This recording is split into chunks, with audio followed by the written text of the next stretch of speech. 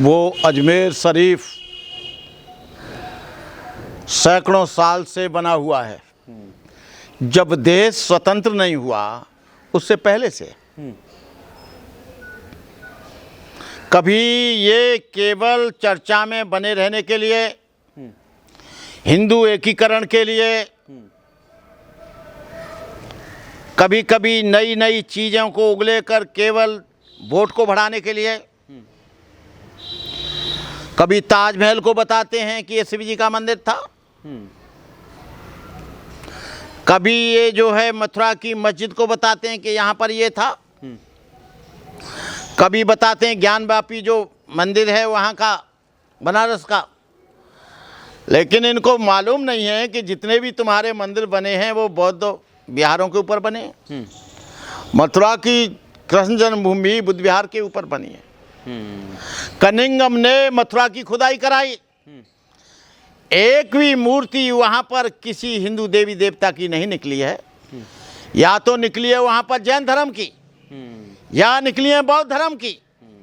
और सबसे पहली मूर्ति जो बनी यशदिन नाम के भिक्षु ने बनाई गंधार शैली में, वो केवल कुषाण कालीन और कनिष्ठ पीरियड की समय की मूर्तियां हैं।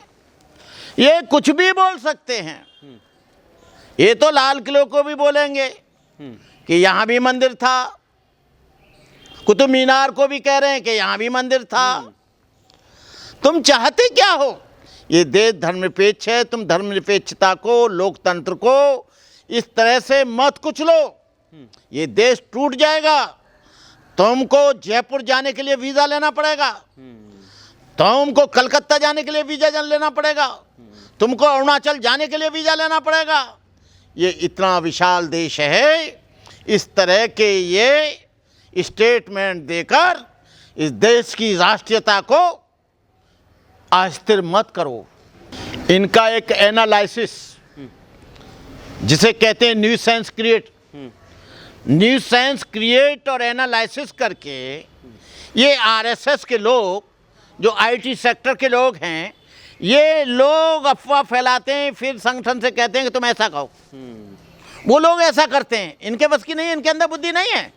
जो आरएसएस में जज बैठे हैं, न्यायपालिका में हैं, कार्यपालिका में हैं, ये जितने भी बीजेपी में मंत्री हैं, वो सब चड्डी पहनकर ट्रेनिंग लेकर उसको मंत्री बनाया जाता है, मुख्यमंत्री उसको बनाया जाता है जो आरएसएस से और हिंदू संगठनों से बहुत जुड़ा हुआ है। मुसलमान को नहीं बनाएंगे, बौद्ध को नहीं बनाएंगे, ईसाई को नहीं बनाएंगे, सिख को नहीं बनाएंगे, बैकवर्ड के आदमी को नहीं बनाएंगे। उसको बनाएंगे जिसने नेकर पहनकर 20 और 25 और 30 साल तक, उनमें से मोदी जी हैं। मोदी जी ने बहुत दिन तक नेकर पहना है, खाकी काली टोपी, और अभी भी पहन रहे हैं।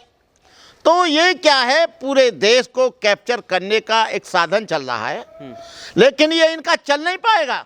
ये अमृत काल के रहे हों चाहे जाकाल के रहे हों, यदि ऐसा होता है, अजमेर में ऐसा करते हैं, या ताजमहल में ऐसा करते हैं, या मुस्लिम स्थानों को ये टच करने की बात करते हैं, तो ये देश को तोड़ने की बात करते हैं, देश को अस्थिर करने की बात करते हैं, संविधान को टुकड़े टुकड़े टुकड़े करके बात करते हैं। लोकतंत्र में इनका कोई विश्वास नहीं, संविधान में इनका कोई विश्वास नहीं, राष्ट्रीयता में कोई विश्वास नहीं। ये वो लोग हैं जो देश की राष्ट्रीयता में कोई विश्वास नहीं रखते। ओहो, वही लोग तो सत्ता में हैं।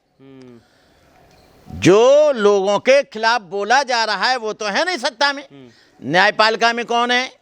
यही बैठे हैं। कार्यपालिका में कौन बैठे हैं? यही बैठे हैं। विधायिका में कौन बैठे हैं? यही बैठे हैं। मीडिया में कौन बैठे हैं? यही बैठे हैं। तो आज धीरेन्द्र शास्त्री को या हिंदू बाबाओं को या हिंदू धर्म को हाईलाइट करने में ये मनुवादी मीडिया लगा हुआ है। ये मनुवादी मीडिया की बहुत बड़ी भूमिका है। मीडिया किसी का नहीं होता, मीडिया निष्पक्ष होता है, धर्मनिरपेक्ष होता है। लेकिन ये एक ही धर्म का प्रचार, एक ही समाज को आगे बढ़ाने के लिए सारा का सारा मीडिया इस देश का, मैं कह सकता हूँ, मनुवादी है, ब्राह्मणवादी है, जातिवादी है, छुआछूत मानता है, ऊंच नीच मानता है। ये वो लोग हैं। अरे भाई, ये तुम्हारी अपनी मर्जी है, क्या हथौड़ा उठाओगे, कहाँ तलवार चलेगी, कहाँ बम फूटेगा, कहाँ विद्रोह होगा, कहाँ आदमी मारे जाएंगे, कहाँ जिंदा रहेंगे, कहाँ मुर्दा होंगे, ये सब तुम ही लोग जिम्मेदार हो।